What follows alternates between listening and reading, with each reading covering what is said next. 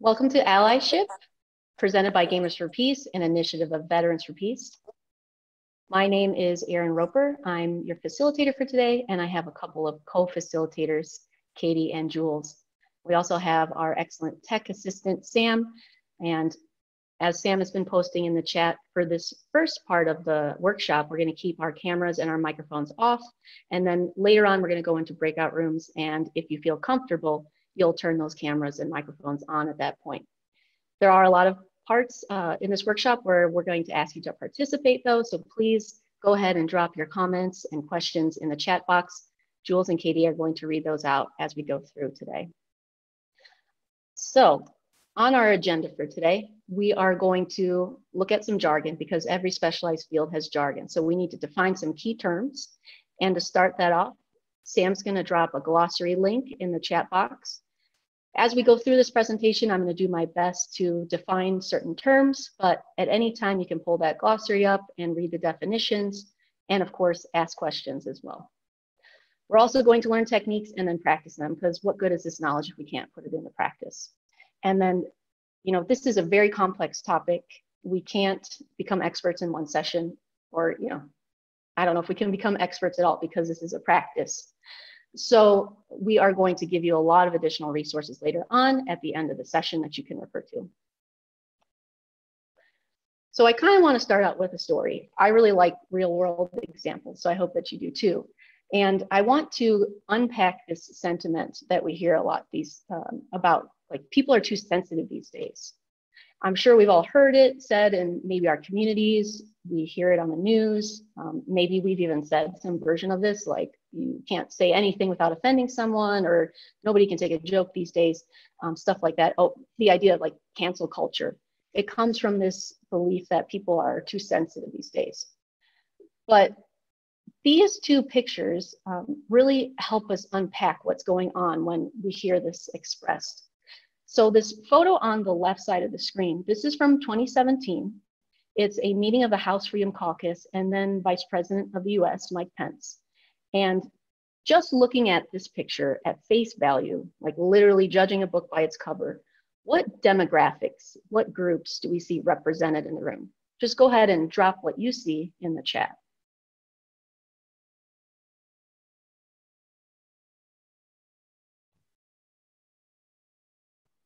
Right, so we're seeing male, white men. We're assuming they're rich.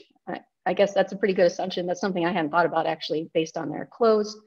So overwhelmingly male and white men, Republican men. So not a lot of diverse perspective or diverse experience in this room. Next to Brian.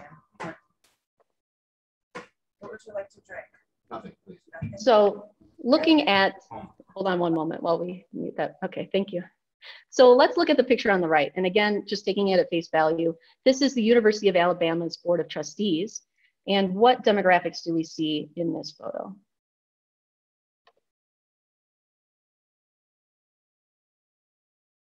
So more men, of course. What else?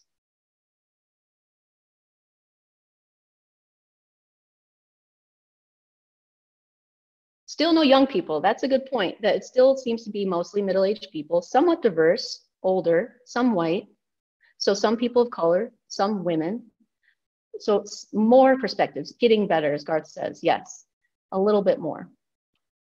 So when someone claims that people are too sensitive these days, one thing that they disregard is the fact that oftentimes the people who are labeled as sensitive, so for example, women, people of color, members of the LGBT community, in the past, they would have been excluded from places where conversations were taking place. So they would have either been physically barred from spaces. You know, for example, during segregation, people of color were not allowed to be in white spaces. Before the Americans with Disabilities Act, buildings were not required to be accessible to people with limited mobility. So they were physically barred from entering the building. And then if not physically barred, people could have been socially barred from taking place or participating in these discussions and being in these spaces. You know, for example, women might have been present in the room where a conversation was taking place, but they would not be allowed to socially participate. If they tried, they might have been shut down, or their comments would have been not taken seriously, things like that. LGBTQ members of the community, you know, they would have been afraid to speak up on behalf of their own interests because being gay at that time was not acceptable and not safe. And of course, that still exists today to a large degree. So now that there's more opportunities for people from different demographics, different experiences and backgrounds to participate in discussions, the conversation is more complex and it's richer. And members of the dominant power group, and in the United States, the dominant power group is male, white, heterosexual, older, richer, right? They're not used to being checked on what they've been saying for decades and eons, actually, really. So this idea that people are more sensitive, it's more that the conversation's more complex. There's more experience in things like that. And recently, the University of Alabama's Board of Trustees, they decided to start a DEI work group. So DEI stands for Diversity, Equity, and Inclusion. Sometimes it's referred to as EDI or DNI, all the same idea of making spaces more accessible and inclusive and welcoming to different demographics, not just the main power groups. So they formed this work group and they decided to look at the names of their buildings on the campuses. And in February 2021, they voted to rename one of their buildings from the George C. Wallace Building to the Physical Education Building. And I'm sure many of you know that while Wallace was the governor of Alabama during the Civil Rights Movement, he was a huge opponent of it. He has, you know, a very famous quote, segregation now, segregation tomorrow, segregation forever. So, you know, we can only imagine that if you are a student of color on that campus and you have to walk into that building named after him every day, that's not a welcoming environment. And even though he apologized for his actions later in life and tried to make amends with the Black community, the damage is done. So people from marginalized communities, they've been doing this work for centuries, trying to address their own oppression, trying to dismantle the systems that have been oppressing them. And when we talk about allyship, the thing we want to remember is that being an ally means helping to accelerate the work that's already been going on and acknowledging the people from marginalized communities, their struggle to overcome oppression, and helping them by just using the power and privilege that we have to accelerate the work that's already been done by them. So I've talked a lot already about power and privilege, but let's kind of break it down. Now, I understand there's a lot of text on this slide. We're going to do an exercise later on where we go deeper into this. So at this moment in time, I just want you to read a couple bullet points because it's really going to help like frame our conversation from your personal perspective. And Sam's going to drop a link in the chat right now to a PDF. So if you need the text to be bigger, you can click on that link and then the plus sign button, and it'll make the text larger for you. But it's important to note that when we're talking about privilege in terms of the practice of allyship, privilege doesn't mean that you didn't work hard for what you have. It doesn't mean that you didn't earn it. It doesn't mean that you haven't struggled in life and faced severe hardship and heartache. All it means is that if you have privilege in that one area or more than one area, that's just one additional thing that you didn't have to overcome. You know, so I'm a white person, and in the United States, that comes with immense power and privilege. So even though I've had my fair share of hard times in life, I did not have to overcome people judging me and treating me a certain way based on the color of my skin. So that is my privilege that I have to work with in the practice of allyship. So we're just going to take about like 20 seconds here, read a couple of these bullet points, and then we'll start digging into what exactly allyship is.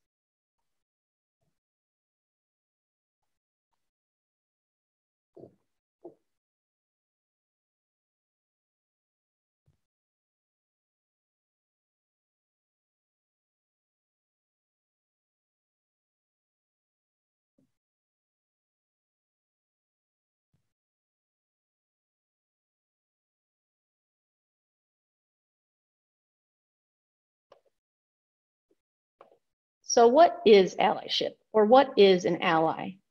Let me know in the chat box. I'm sure we all have some kind of framework of what we think it is since we're all here at this workshop.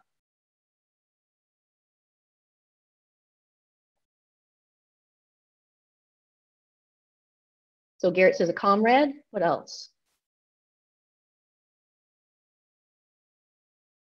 I like that, Greg. What would you like me to do? I like that a lot. Yes, supporting oppressed communities, a friend, working side by side, right? Not working in front, working side by side. Someone who will stand with you no matter what. A lot of great ideas about what an ally is, and all coming from this place of how can I support you and what can I do to make your situation better? And kind of like this textbook definition is a person who advocates for members of a group they don't belong to. So as a white person, if I'm advocating on behalf of the Black, Indigenous, and people of color community, I'm working on practicing allyship. I find it helpful sometimes to kind of like identify what something is not. So when we're talking about allies or allyship, it's really important to note that an ally, it's not an identity and it's not a static role. This is definitely a practice. It's something that we have to do over and over again constantly. Because the label of ally is misleading. You can be an ally in one situation and then not in the next one. It's not a state of being, it's a practice. It's also not an opportunity to unload guilt, you know, whether you feel guilt about some unearned privilege that you have or some amount of power that you have, or maybe something you've done in the past to encourage or support systemic oppression. You need to come to allyship from a place of wanting to help, not a place of wanting to be absolved from something that you might have done or some feelings that you have from the past. When we're talking about when to practice allyship, I want to bring this photo back because this photo is a great illustration of like when it's the most crucial time to practice allyship. A little bit more about it. The House Freedom Caucus and Pence in this photo, they were discussing healthcare in the United States. And as we've already identified earlier, there doesn't appear to be a single woman in the room. So what that means is that automatically half of the United States population is being cut out of this incredibly important, crucial, life-changing decision and conversation, and with some of the most powerful people in the United States. The other thing too is it doesn't even take into account the other marginalized communities who would have been impacted by this decision. And people are complex, and there are plenty of marginalized groups that are not obvious when you look at a person. You know, you can't look at someone and know if they're a member of the LGBTQ community, if they're neurodiverse, if they have a hidden disability. You can't see that right away when you look at someone. So there could definitely be people in this photo that fall into one of those other marginalized communities. We just don't know. But when you find yourself in a situation where everyone in the room looks like you or is from the same demographic as you are, and you hear comments or jokes or like this to me is worst case scenario right here. There's major decision-making or conversation, important conversation going on that would impact members of those marginalized groups. That's one of the most important times to practice allyship, because the power structures that we have in place right now make conversations in spaces like these inaccessible to a lot of people, and especially people from marginalized groups. They're not able to participate in the conversation. So if we're practicing allyship, we need to advocate on their behalf. And then we need to work to dismantle these barriers, like what is preventing them from being there and taking part in these important decision-making conversations. You know, again, I'm a white woman. My co-facilitators are also white women. And we have a lot of power and privilege with being white. So it's part of our job to talk to other white people about systemic oppression, issues in our institutions, microaggressions, anything that would hurt and exclude Black, Indigenous, and people of color communities. Marginalized communities didn't create systemic oppression. They didn't create these issues. Dominant power groups did. So the work is on dominant power groups to help marginalized communities overcome and dismantle these systems. And so again, this photo is an excellent example of when we ultimately need to practice allyship, the most crucial times. So how do we do that? We already have some ideas about what allies are, what allyship is. How have you practiced allyship, or how have you observed somebody else practicing allyship?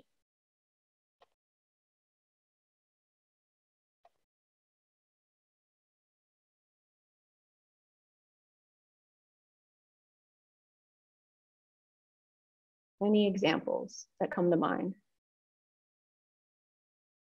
Calling out, yeah. Donating money, yeah, exactly. I mean, a lot of these marginalized communities suffer from economic oppression, and donating money can be one of the best things to do to help them in their mission. Joining their organizations, definitely. Supporting them, I missed one here. Stepping back, yes, we're gonna talk about that, stepping back. Working together on different campaigns, donating, marching, spreading the word, participating in Black Lives Matters rallies, showing up. Showing up is important, right? You can't practice allyship if you don't show up. Sharing power, so a lot of self-reflection. I like that one, Kathleen, because again, we can't start if we don't know where we are. So a lot of great ideas on how we can practice allyship. And I think one of the things that I'm seeing in all of this is that our foundation is that we absolutely have to believe people. It sounds really obvious, like of course we'd have to believe people, but you'd be surprised how oftentimes allyship fails at the beginning because we're not believing the people of these marginalized communities in their experience. And when I say we, I'm talking, the broader dominant power group we. And one of the clearest examples of this, I think, is when there's this like kind of a knee-jerk reaction or this temptation to explain away microaggressions.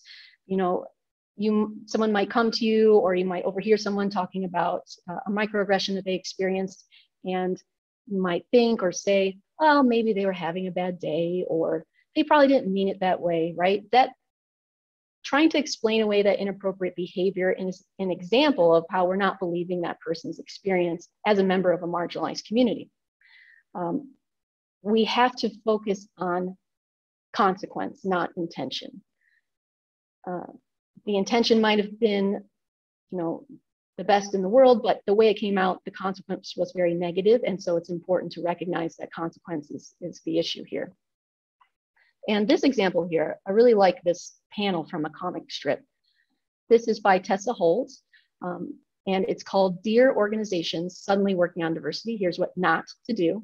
And it's a really great example of how it's tempting for members of a dominant power group to explain away or rationalize the behavior. And just a little backstory on this panel. Holz is a DEI expert. She's also multiracial, and she was contacted by a nonprofit who were working on DEI initiatives for their organization to kind of like answer all of these very intense questions and provide really detailed information on how they could make their organization more welcoming. And they wanted her, of course, to provide all of this for free. So basically they're asking her to provide her expert opinion, and then also to talk about things as a member of a marginalized community, do consulting work basically, which I'm sure we all are familiar with the high rates that consultants charge. They're asking her to do this work for free. And in this excerpt, you can see on the left side of the screen is the reaction from her best friend, who is white, and on the right is the reaction from her partner, who is Black. And her friend on the left is trying to understand the intention behind the email. She's trying to rationalize why they might have done it that way, or what might have driven them to send the email in that form, while her partner is just recognizing the inappropriate and problematic nature of that email at face value. So on one side, we have someone looking at the intention, and on the other side, we have someone acknowledging the consequence. And this is just a very good example of how it can be tempting to rationalize behavior, and that this can be subconscious and a knee-jerk reaction, because I guarantee, if this is Holz's best friend, I guarantee she cares a lot about Holz. She's probably a very supportive person, but she's white, and as a member of that dominant power group, it's that knee-jerk reaction to explain away this microaggression, basically. So again, our foundation, we have to believe people and not question their experience. We also need to read and research first. And the reason for that is, again, there's plenty of material out there, books, articles, this workshop, other workshops, videos. And as an ally, we want to support the people from marginalized communities, we need to understand their experiences and our own systems and how they've been oppressing people. And then also asking someone from a marginalized community to explain their own oppression is extremely emotionally draining and taxing. And to ask them to do that over and over and over again is damaging. In some cases, you might be asking them to relive trauma over and over and over again. So by reading and researching first, we are avoiding, unnecessary trauma and unnecessary emotional labor to those people. And after you read and research, if you still have questions, you might approach someone and ask, but be prepared to hear no, because again, it's very emotionally draining. One example that I like to use to kind of illustrate this is let's imagine that you are a person who is asexual. And every time you meet someone or every time that information comes out about you, someone says like, I don't understand, like, how can you be asexual? How does that even work? How can you not be attracted to anyone? Can you explain it to me? I just can't comprehend it. Like, you're getting barraged with these questions that are literally asking you to explain why you exist. Like, how do you exist here in life as you are? Imagine if you were always questioned on your existence. It would be really invalidating. It would be emotionally draining and taxing, and it would be damaging. So if we want to practice allyship, we want to help people. We don't want to put them through more trauma and emotional duress, right? So read and research first. And of course, we want to, as we've already seen in the chat, we want to promote and support voices from marginalized communities. And here is another example, another real world example. This is the genderbread person. It's a tool to explain differences between biological sex, gender identity, sexual attraction, things like that. And the original version was created in the 80s or 90s by members of the trans community. But in 2011, a man named Sam Killerman, he plagiarized this graphic and used it as the foundation basically for his livelihood. So he has published books. He has a very healthy website or internet presence. He's done a TED Talk. He does speaking engagements, things like that, to educate people on the differences between these things. However, he is a straight, white, cisgender male. If he were truly practicing allyship, he would have directed people to that original genderbread person image right away when he was called out for being plagiarized, because he's been called out, or for plagiarizing. He's been called out numerous times. And he would have directed people to published books by members of the trans community, directed them to their speaking engagements, right? The original genderbread graphic, I tried to find it, to put it on the slide a couple weeks ago. I couldn't find it. I was able to find it in 2016, but it seems to be gone now. I did find, though, this gender unicorn, which was produced by the Trans Student Educational Resource Group. They employ people from the trans community and non-gender conforming community. And kind of similar to the genderbread person example, their website seems to be broken now. I could not access it. And again, Killerman, very healthy online presence. And then the funny thing is that he doesn't have a Wikipedia page. So if you have a healthy internet presence and no Wikipedia page, that really tells you something like that person really understands how to control their image online. So he's a really good example of how you can start as being a good ally and start with good practice of allyship. And it's not a static role, right? Because he understands how to navigate these spaces. He has the connections. He has immense power and privilege in society, but he is profiting from something and not directly lifting up members of that community, not directing people all the time to those resources. Sometimes he does, but not all the time. So kind of an example of when a marginalized group or a person from a marginalized group wants to address their own oppression, wants to talk about what their experience is and what needs to be done to dismantle these systems, good allies get out of the way and redirect people to those sources of information. Good allies, they also make spaces welcoming, right? So again, addressing and eliminating those microaggressions, avoiding tokenization, and of course, making our spaces accessible, whether that's physically accessible or booking meetings at certain times when working people can attend, looking at childcare or caregiving issues like that. Things that might seem insignificant if that's your power and privilege in society. So we've talked about talking to people in our own demographics. And then these last two bullet points really go hand in hand because, again, since this is a practice, it's always evolving. We need to stay current on our DEI information. What is seen as equitable today is definitely not going to be seen that way maybe in a month or a year, 5 years, 20 years. Again, it's evolving. So we really need to stay on top of it. And I'm wondering if anyone has some good tools or techniques that they use to stay on top of what's currently happening in DEI efforts or allyship. Anyone have any good resources that they want to drop in the chat? So DEI stands for diversity, equity, and inclusion.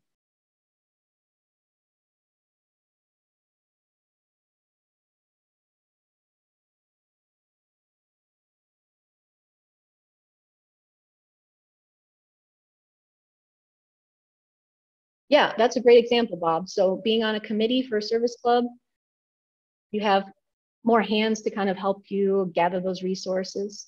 What else?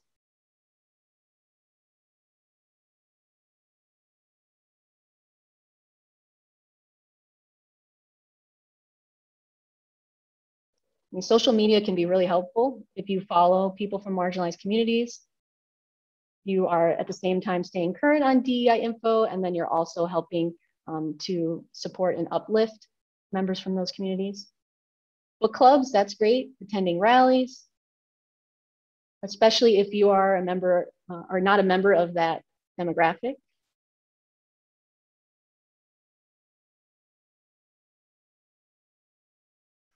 So there's a lot of places. And again, we're going to give you a ton of information at the end of this session and ways that you can stay current on DEI information.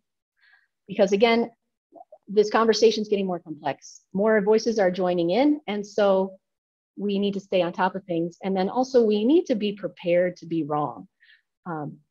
When something is always evolving, there's going to come a point when you're going to be wrong. So work on mentally preparing yourself to acknowledge when you've been wrong, apologize, and then change to go forward.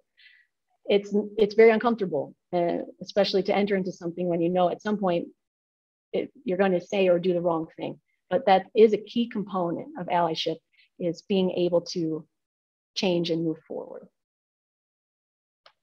So let's talk in some more concrete terms, because we're kind of laying this foundation, but you know, I don't know about you, but I'm not always the best communicator. So it really helps me to have solid concrete tips and techniques and systems. So let's get into some of those.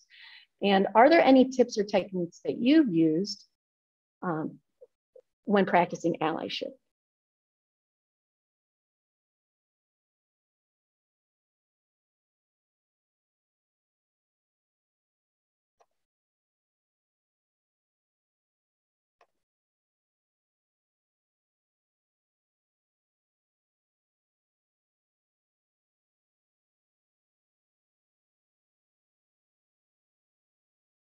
Yes, active listening. That's a key component, right? Thank you so much for that resource there, Frank.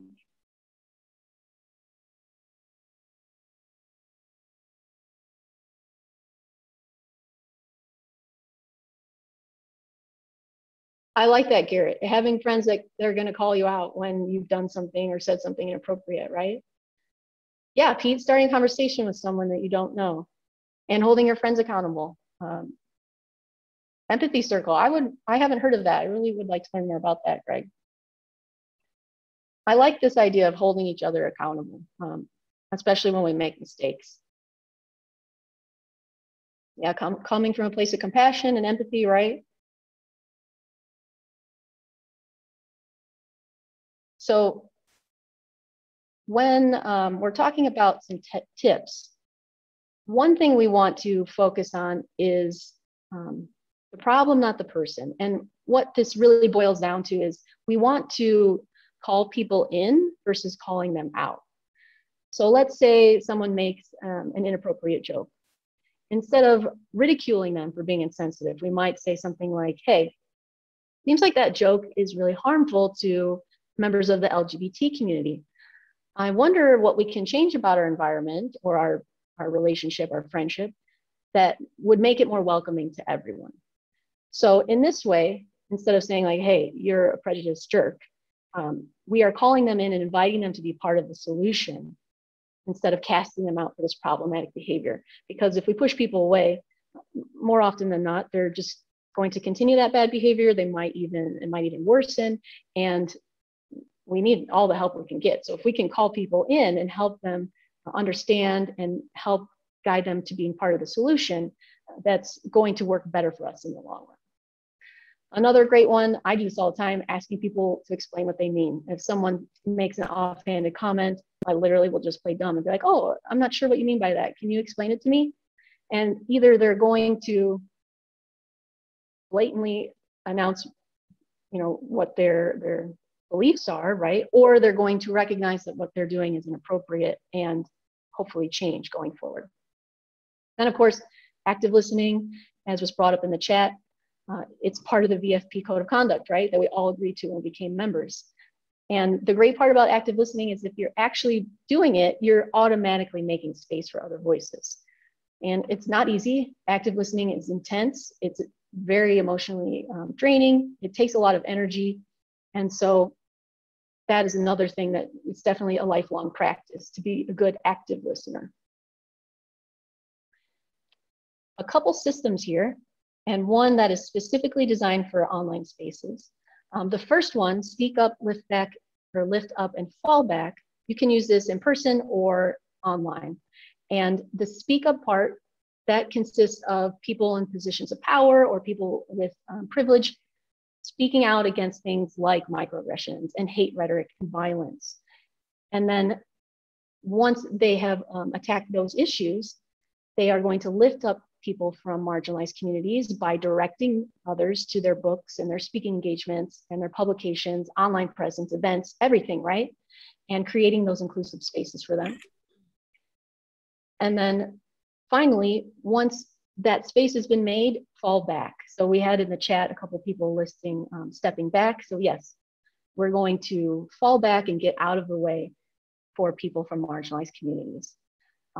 Again, sometimes it's tempting to come to the practice of allyship from some place of self-interest, whether that is, looking to unload past guilt or looking for absolution.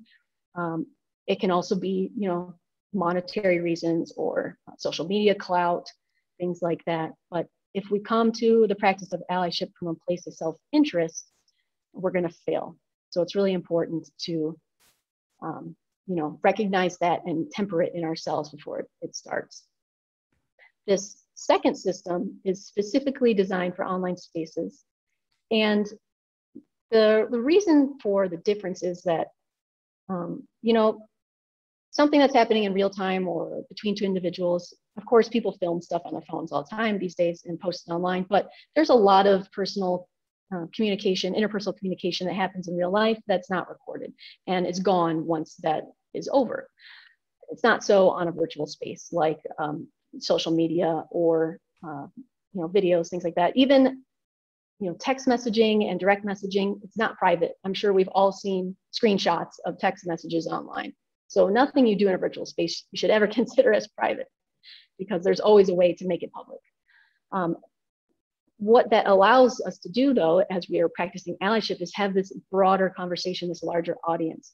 So when you run across a comment or something problematic online and you decide, I'm going to address it, remember that you are talking to a larger audience. You're not really communicating with that person who posted it. We are looking to talk to people who are undecided or are not knowledgeable about the topic. We're not really looking to talk to the person who's fully entrenched in their views. We want to dedicate our energy to those who can be persuaded, right? So we state our position, wait for replies. You're going to get absurd replies. Wait for those absurd replies. And then just reply one more time to correct misunderstandings, maybe make a new point, but then move on. Because internet arguments, dime a dozen, right? And we don't want to get sucked into this like tit for tat with one person, because that's going to undermine what we're trying to do. So that was a lot of information, I know, and some of it might seem kind of nebulous. So the best way to make nebulous stuff concrete, I think, is to practice. So we're going to go into breakout rooms at this time. I want you to recognize that the breakout rooms are not recorded. And also Jules and Katie and I would really encourage you to pick a scenario that either makes you feel uncomfortable or you have not a lot of experience with, or that you might see yourself being involved in the future. Before we get to the scenarios, we do want everyone just to take a moment and either read or watch the code of conduct, because again, this is a complex topic. It can get really heated. It's not the easiest thing to talk about. So we're just gonna pause right here and review the code of conduct really quickly. Okay, thanks for your patience there.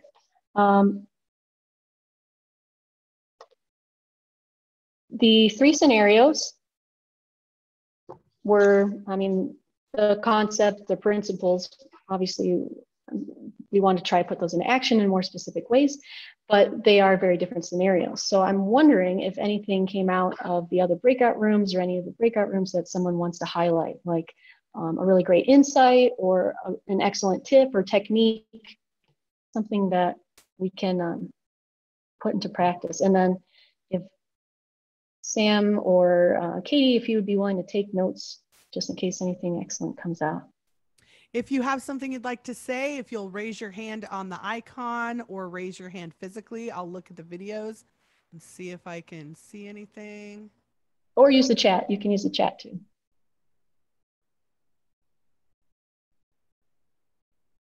And thanks, Dave. There is the social room that if you want to discuss this further, can always meet in the social room. And I would be really excited to do that with anyone.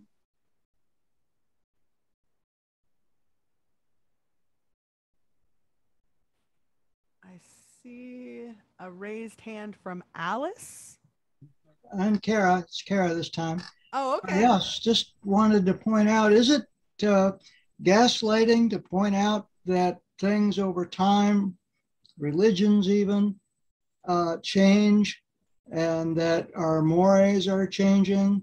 And particularly as one gets older, we tend to have a point of view that's not the same as a young eco-socialist, for example. And I found myself being accused of gaslighting. And I find it disconcerting. I try to deal with it. I try to understand it. Over.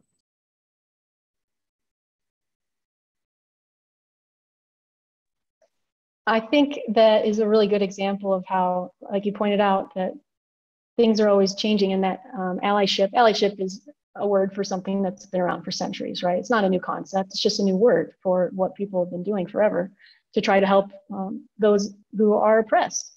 And so, you know, recognizing that it is a practice and things are going to change. And I really appreciate the fact that you are able to acknowledge that as people get older and the society changes, that you're going to have some of that conflict. And I don't know the full details of the incident where someone accused you of gaslighting. I think that's pretty harsh. And again, as allies, we want to call people in, right? Not cast them out. And accusing someone of gaslighting is pretty harsh, especially I think with today's lingo. So I would say that just reminding ourselves it's a practice and to try to move forward. Jules, I see you've unmuted. I would also say, if somebody says that, do some research and find out whether or not why they felt that way. Maybe something has changed, that something has evolved that you don't understand yet. That's, I feel like that's what a good ally would be do some research and look within ourselves to see if maybe it's just something that we never personally recognized, or at least, yeah. Sorry. And sometimes people are like are resistant to change because it's scary. It's scary to try and recognize in yourself what you've done wrong or like how you perpetuated a harmful system. So some people might be resistant if you point out like, hey, mores have changed, and this used to be just generalized, generally acceptable, and now it's completely not. You need to like alter that. I'm so sorry you felt gaslighted in that situation, but that is something that objectively happens, and sometimes people want to fight against that because it's scary to confront your own biases. But if you want to be an ally, you have to do that.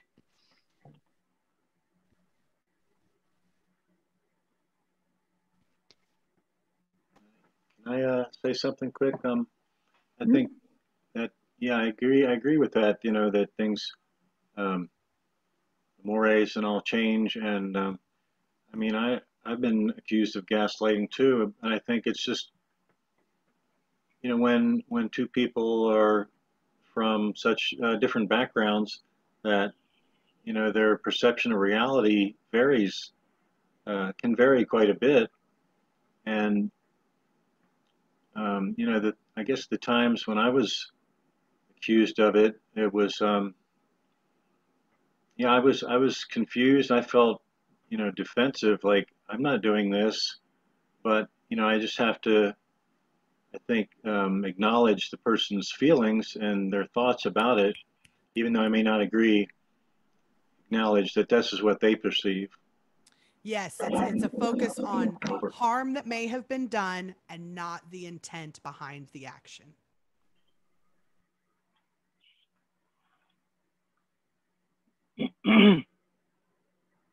If I can just add to that, Brian, I hope you don't mind sharing like the first thing you said when we were talking in our workshop. The one that I was in was the being harassed in a virtual space. Someone repeatedly asked someone if they're single in a virtual space, and Brian, the first thing they said was, this is not the space for that.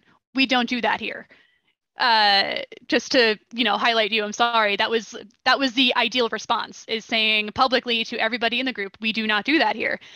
So we had a really good conversation around power structures and how there is an inherent power imbalance when if you're part of the dominant power group, if you're a white male or you're a straight white male or whatever, and you're part of this dominant power group, including myself, I'm a white woman, I am part of a dominant power group, but there is a power imbalance when you're dealing with groups that are mixed. And it is important to recognize that. And I was really, really happy with the conversation that we had, because everyone seemed to kind of recognize that and build on that when we were talking about how to combat that issue.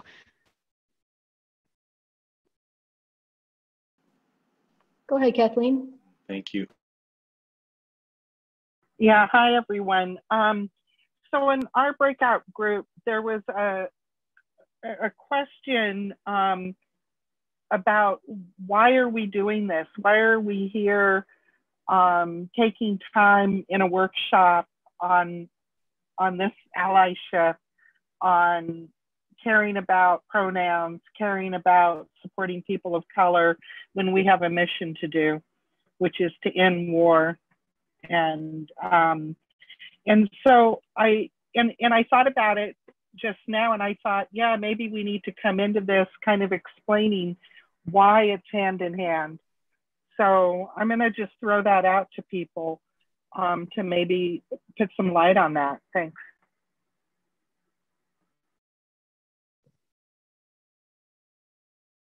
Rick, I see you have your hand up. Yeah, I was going to make a comment on gaslighting and how it indicates, to me, it seems to indicate that the problem is how you're coming across, the way you're delivering the message, because it's not just a misunderstanding if you're trying to make somebody feel like they're crazy. It's definitely the way you're communicating it. But I wanted to say that, but actually I think Kathleen's point is much more important.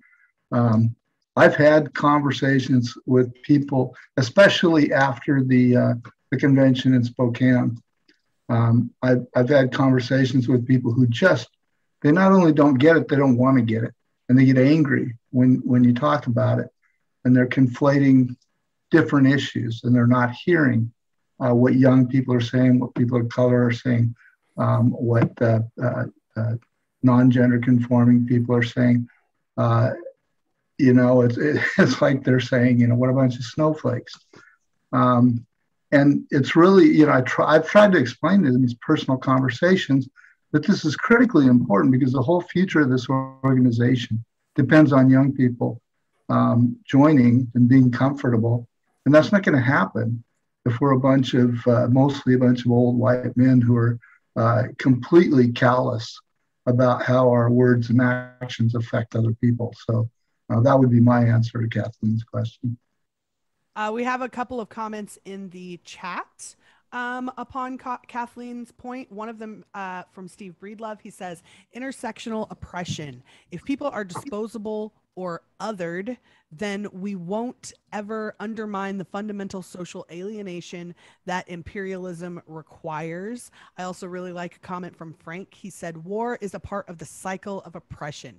It targets minorities to be the front line and the members of the group in power to the top or protected from it altogether.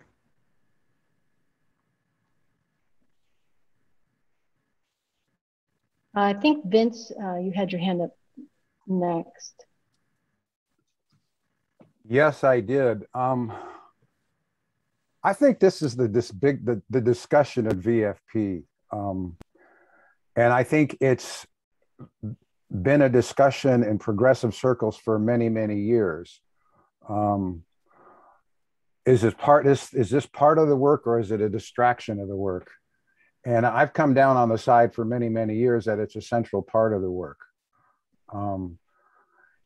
I think particularly the quote that you have on screen, growth is uncomfortable. Most of us men are socialized to be either numb, angry, or obsessed by sex. And that's the three notes that we're taught to play. And I think that that's very evident in VFP, particularly for people in my generation. I'm in my 70s. So I would say that it's part of the what we need to do. I mean, I left VFP in the mid 80s because I didn't think there was nobody wanted to change themselves. And I came back a few years ago and I had one foot out the door. And then I went to that Spokane meeting and I said, and to me, in my way of thinking, that was the absolutely perfect meeting at the absolutely perfect time for this organization. Because I think it ripped the lid off in a way that it couldn't have been done, not by me or any other white person. And I'm eternally grateful for that meeting. But I think, like I said, I think it's at the center of what we have to do. If you want to stop war, you have to stop creation of warriors, and that involves men figuring out how to have a kind of mindful masculinity rather than the toxic one that we're all trained in. So looks like Alice and Kara were next, and then Eric after that. Thank you. Just wanted to point out that there is change and growth, as uncomfortable as it is. Alice and I were on a meeting the other day, virtual, that showed mending in that very topic that we're discussing without names, and I found that very illuminating and wonderful. Over. I saw Doug Rawlings raise his hand physically a little while back. I just wanted to give him a chance. I'm sorry. Doug, you want to go ahead? Yeah, actually I did, but I can't remember what. No, I think I was just going to say, I agree with Kathleen. I do think this, or I want to respond to Kathleen. I do think this is an incredibly important conversation to be having. And I know about the principles and whatnot. And I just wanted to just say, as a founding member of Veterans for Peace, we had these similar conversations in 1985, believe it or not, where we were trying to figure out how can we join the peace community as veterans, and how can we do it in the most appropriate way. And that's why we actually ended up deciding that we wanted to become an educational organization, not a service organization as such, because we wanted to see if we can somehow deal with the language around war and militarism and whatnot. So this kind of conversation, I think, is very, very important. So thanks for having me. Eric, you want to comment? Sure. So it was in our group that I brought up, talking about actual combating war in Syria and everything in our group. So I don't really consider myself conservative, liberal, or anything. I've marched with anti-war groups. I've marched with BLM. I've marched with Trump supporters. I've considered myself to having to become an ally to a bunch of people that I don't consider myself to be a part of anyone's group. So my life is constantly trying to become an ally with people outside of my ideologies. And with that, because I think it was Chris who had mentioned, about inviting people in and feeling, supported and getting members into the group that are a part of whatever community that they're a part of. And I started to see a paradigm change a bit when I was speaking to more conservative-minded people, and that is over the course of these 20 years, they do see a need to end these wars because their brothers and sisters, mothers and fathers are coming home and have PTSD, have missing limbs, or didn't come home at all. And those people are our allies to our movement to end war. And so I just see that there is a pool there, and they may not see themselves as anti-war or wanting to end war, but they do see the need to do it because of their friends and family who have come back or not come back. And so I just wanted to kind of reiterate why I was bringing that up. Sure. Bob and then Adrian, and then it looks like Jules is cutting us off. I'm Bob. Anyway, I think the whole discussion of othering can be very important as part of this fabulous discussion. The thing of it is, we other each other as individuals or small groups. We also do it as nations. And that could be discussed.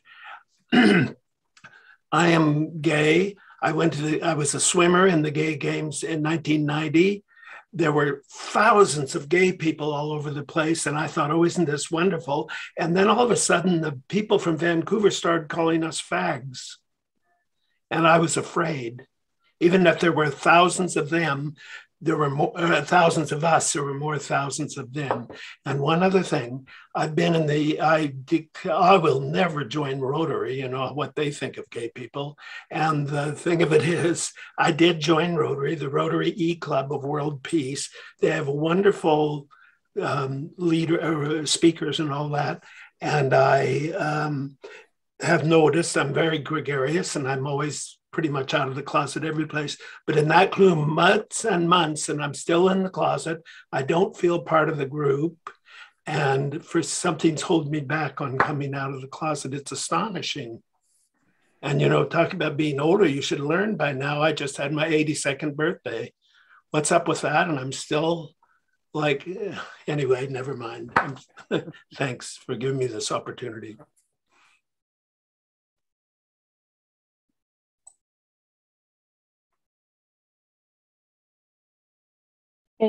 Yeah, do you need help unmuting, Adrian?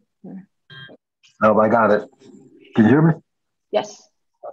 Okay. I do think, I'm glad you guys were having this conversation. Very important. What the point that Eric brought up, the ending physical war is definitely something we need to focus on, but there's a lot of forms of aggression that are not just physical. Like we don't have to send people to, physically over to basically control other people's, what other people do. So I'm glad that a lot of conservatives are opening their eyes to trying to end physical interactions or physical violence. That's a good thing, and I'm glad you're marching with them, Eric, and I probably should try to talk to some more myself. I'll try to do that. But we also got to look at a lot of the other things that imperialism tries to implement. There's other subtle types of violence that cause great suffering that benefit us as a first world country. That was it. Thank you. So I do hate to cut the discussion short because it's excellent, but I'm getting the big cane or the gong or whatever the signal is, so we're running out of time. Final thoughts. We've been talking about this whole time that allyship is a practice, right? It's not about us as allies. It's our job to fall back and that we need to support people from marginalized communities. Sam is going to drop a link in the chat right now to a folder. It's going to have this slide deck. It'll have the glossary, the power and privilege worksheet, and then also our resources and our references for this if you want to go and check them out. And then again, do additional reading for yourselves. I really appreciate everyone's participation and the willingness to talk about this topic. And thank you again for choosing to come to this workshop. And I hope the rest of the conference goes well for you. So thank you again.